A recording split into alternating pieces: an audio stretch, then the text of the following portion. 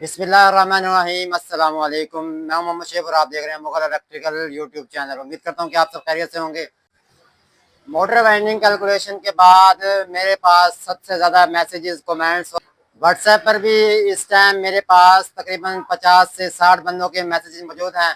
सारों का एक ही सवाल होता है कि वायर कैलकुलेशन पर भी एक वीडियो बनाएं। वायर कैलकुलेशन हम किस तरह सेलेक्ट कर सकते हैं किसी भी इंडक्शन मोटर की। तो आज की इस वीडियो में हम बात करेंगे किस तरह हम किसी भी इंडक्शन मोटर की वायर को किस तरह सेलेक्ट कर सकते हैं कि कौन सी वायर हमारी किस मोटर में कितने हार्स पावर की मोटर में डलेगी। तो सबसे पहले तो जो लोग चैनल पर नए हैं वो चैनल को सब्सक्राइब कर दें, साथ ही बेल नोटिफिकेशन भी ऑन कर दें ताकि हर नई आने वाली वीडियो की नोटिफिकेशन आपको मिल जाए।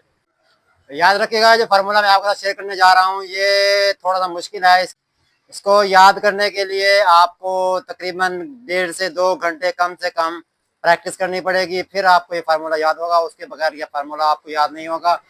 इसमें क्या कुछ ऐड किया जाएगा, किस तरह इसका फार्मूला हम कैलकुलेट करेंगे, सारा कुछ A to Z आपके साथ शेयर करता हूँ। चलिए बगैर टाइम वेस्ट के अपने टॉपिक को स्टार्ट कर लेते हैं।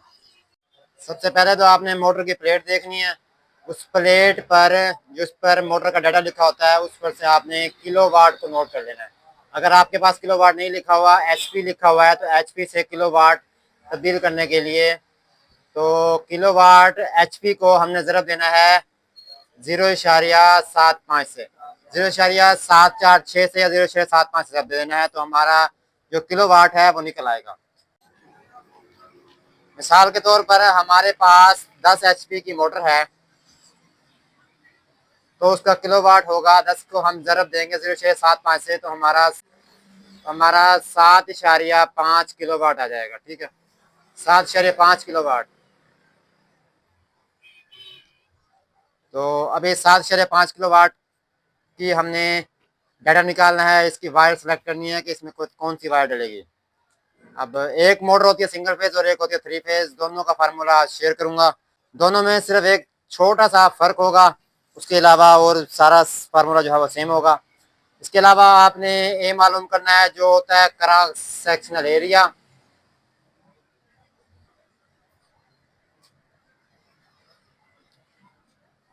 क्रॉस सेक्शनल एरिया हो गया, और जे करंट डिजनिटी। ठीक है, और इसके अलावा हमने वोल्ट्स देखने हैं। वोल्ट्स फेज कितने फेज है, सिंगल फेज है या 3 फेज है। ठीक है, उसके अलावा एफिशिएंसी होती है जिसे हम इस तरह के एन से फाइंड करते हैं। ये सारा कुछ हमने इस फार्मूले में ऐड करना है। तो सबसे पहले तो हमने जो मालूम करना है वो करना है आई करंट, जो असल इसका करंट होता है जो कि एम्पेयर्स में आता है, ये हमने फाइंड करना है। उसके बाद फिर हमने क्रॉस सेक्शनल एरिया, फिर उसे डेंसिटी से तकसीम करना है। तकसीम करने के बाद ये दोनों जोन से है वो हमारे करंट में ऐड होंगे, वोल्ट्स और एफिशिएंसी। ठीक है, वोल्ट, एफिशिएंसी, किलोवाट, ये हमारे करंट में ऐड हो जाएंगे। उसके बाद सबसे आखिर में हमने डायामीटर मालूम करना है जो कि हमारी करंट वायर होगी। मिसाल के तौर पर हमारे पास 3 एचपी की मोटर है, और 3 एचपी का जिस टाइम हम निकालते हैं किलोवाट तो हमारा बनता है, जिस आपको बताया था एचपी को हमने ज़रा देना है 0.75 से, तो 2.25 हमारे पास किलोवाट आ गए हैं। अब हमने करंट मालूम करना है। तो करंट मालूम करने का फार्मूला सिंगल फेज का हमारा कुछ यूँ होता है कि हमने पावर को जो कि हमारे किलोवाट में आई है ये वाली, इसको हमने 1000 से ज़रब दे देना है। ठीक है, 1000 से ज़रब देने के बाद इसे हमने तकसीम करना है। अगर तो हमारे पास 3 फेज है तो 3 की जजर पहले हमने ऐड करनी है, उससे हमने ज़रब देना है वोल्ट से, उसको ज़रब दे देना है हमने एफिशिएंसी से, उसको ज़रा दे देना है पावर फैक्टर से। ठीक है, और अगर बात की जाए ये है 3 फेज का, तो अगर हम सिंगल फेज की बात की जाए, सिंगल फेज का फार्मूला हमारा ये होता है पावर जो कि किलोवाट में हमारे पास आती है, ज़रब 1000 से दे देना है। उसके बाद तकसीम करेंगे। तकसीम में ये 3 की जगह ऐड नहीं होगी, 3 की जगह सिर्फ 3 फेज मोटर में ऐड होगी, उसके अलावा सिंगल फेज में ऐड नहीं होगी। वोल्ट ज़रब एफिशिएंसी ज़रब पावर फैक्टर, ठीक है। तो ये हमारी सिंगल फेज के लिए है। तो हम सिंगल फेज के बारे में बात करते हैं कि सिंगल फेज की हमारी एफिशिएंसी किस तरह निकलेगी। सिंगल फेज के निकालने के लिए हमारा किलोवाट आएगा 2.25 ज़रब 1000 तकसीम वोल्ट हमारे होते हैं सिंगल फेज के 220। एफिशिएंसी थी हमारे 0.8। एफिशिएंसी हमने 0.8 ही ऐड करनी है और पावर फैक्टर हमने 0.9 ऐड करना है। याद रखिएगा ये दोनों हमने चेंज नहीं करने, बिल्कुल भी चेंज नहीं करने। उसके अलावा एक मिकदार और है, मैं आगे आगे बताऊंगा कि वो आपने कौन सी ऐड करनी है। तो 2.25 को हम ज़रा दे देना है 1000 से 2250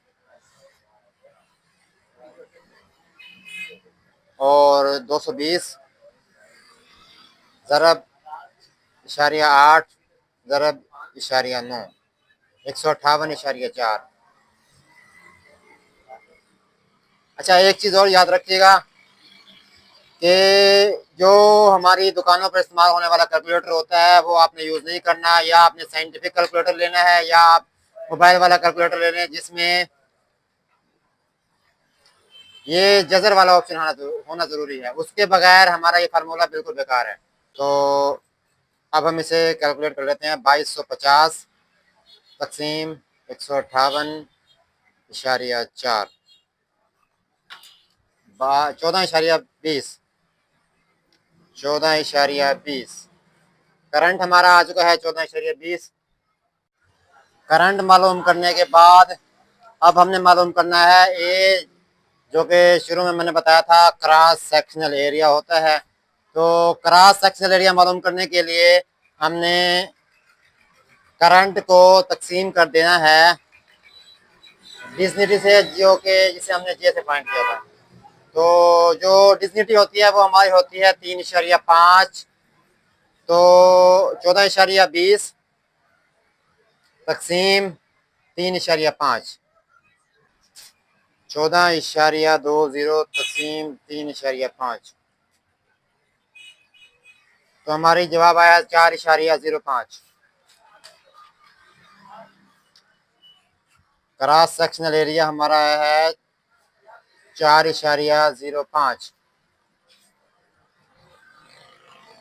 तो अब हमने डायामीटर फाइंड करना है, और डायामीटर फाइंड करने का जो फार्मूला होता है वो कुछ यूँ होता है कि 4 को हमने ज़रब दे देना है क्रॉस सेक्शनल एरिया से और तकसीम कर देना है पाई की कीमत से।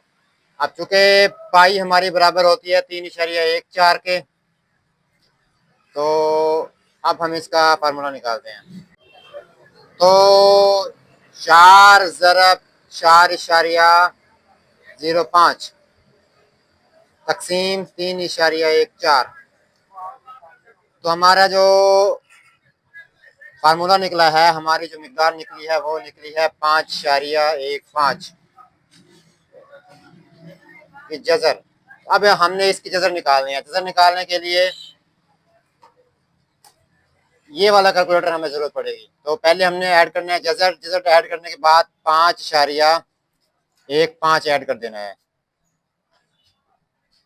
बराबर करना है 2.26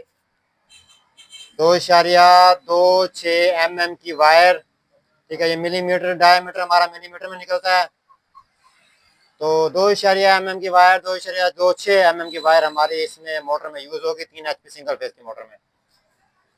तो उसके लिए अब हमने चला जाना है चार्ट पर। तो ये अब हम आ चुके हैं चार्ट में। तो हमारा है 2.26। परफेक्ट नहीं आएगा, हमने इसके नज़दीक की जो मिकदार है वो हमने देखनी है। 2.26 है, तो 2.26 को SWG की मिलीमीटर साइज में देखना है, AWG की मिलीमीटर साइज में नहीं देखना है। AWG तार और होती है। तो पाकिस्तान, इंडिया, एशिया में SWG वायर यूज होती है बाइंडिंग में, AWG वायर यूज नहीं होती, ठीक है। तो अब 2.26 2.34। अब ये कौन सी 13 नंबर वायर हमारी बन रही है। 13 नंबर वायर हमारी डलेगी इसके अंदर। चूंकि हमारी वायर बन रही है 13 नंबर और 3 HP की मोटर में 13 नंबर तार डालना नामुमकिन है, क्योंकि झिरी का जो मुंह है वो बहुत मोटा होता है। तो 13 नंबर वायर नहीं डाल सकते, तो 13 नंबर वायर के बराबर हम कौन सी वायर डाल सकते हैं वो मैं आपको बताता हूँ। अब ये 2.34 है, या यहाँ है 2.26। अब इसके बराबर हमने दो वायर्स को सिलेक्ट करना है। अब 1.22 है, 1.22 और 1.22 हो गया 2.44। तो अगर हम ऊपर देखते हैं 2.44, 2.44 यानी कि ये जो हमारी वायर है 18 नंबर की दो वायर्स हमारी डलेंगी 3 HP सिंगल फेज की मोटर में। तो 3 फेज की मोटर में इसी तरह हमें 3 की जगह ऐड करनी है करंट मालूम करते वक्त, यानी कि आई जो हमने मालूम किया था पीछे, तो उसमें हमने 3 की जगह ऐड करनी है। ये आ गया, तो इसमें हमने 3 की जगह ऐड करनी है। 3 फेज में सेम टू सेम यही हमारा मिलीमीटर साइज एसडब्ल्यूजी का आ जाएगा। तो उसी तरह हमने 2 या 3 वायर्स में जितनी बड़ी मोटर होगी उतनी ज्यादा मिलीमीटर साइज हमारे पास निकलेंगे। तो उसी तरह हम कम करते आएंगे। ठीक है, इस तरह की मजीद अच्छी अच्छी वीडियो देने के लिए मेरे यूट्यूब चैनल को सब्सक्राइब कर दें, सारे बेल नोटिफिकेशन ऑन करें ताकि हर नई आने वाली वीडियो नोटिफिकेशन आपको मिल जाए। बाकी इंशाल्लाह, बाकी अगर आप कहेंगे कि 3 फेज के फार्मूले पर भी वीडियो बना दें तो वो भी इंशाल्लाह वीडियो बना दी जाएगी। बाकी इंशाल्लाह आपसे अगली वीडियो मुलाकात होगी। अपना ख्याल रखिएगा। अल्लाह हाफिज।